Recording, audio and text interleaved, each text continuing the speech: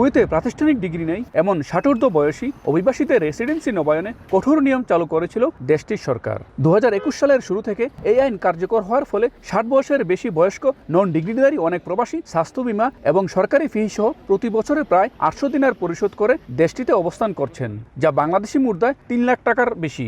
বিপুল পরিমাণ এই অর্থ পরিশোধে ব্যর্থ হয়ে কুয়েত ছেড়ে যেতে বাধ্য হতেন অনেকে।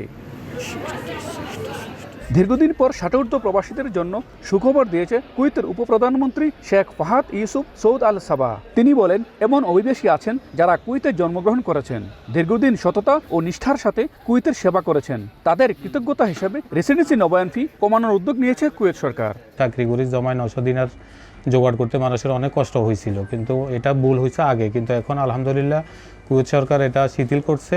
এখানে বিভিন্ন ব্যবসার সাথে জড়িত ব্যবসা করে আসছে, তারা বেশিরভাগই 60 বছরের উপরে বা 60 বছর। তো আলহামদুলিল্লাহ তাদের জন্য একটা সুবর্ণ সুযোগ বা একটা ভালো অবস্থান নিয়ে আসবে। এই বিরাট সুযোগটা আমাদের হাতে আসতে আছে। ইনশাল্লাহ আমরা যারা ভুক্তভোগী বা 60 বছর বয়স পূর্ণ হয়েছে তাদের আর পূর্বে সামনে আকামা লাগাইতে কোনো টাকা পয়সা লাগবে না।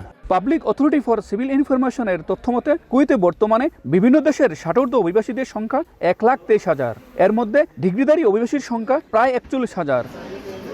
মঈন সুমন, সময় সংবাদ, কুয়েত।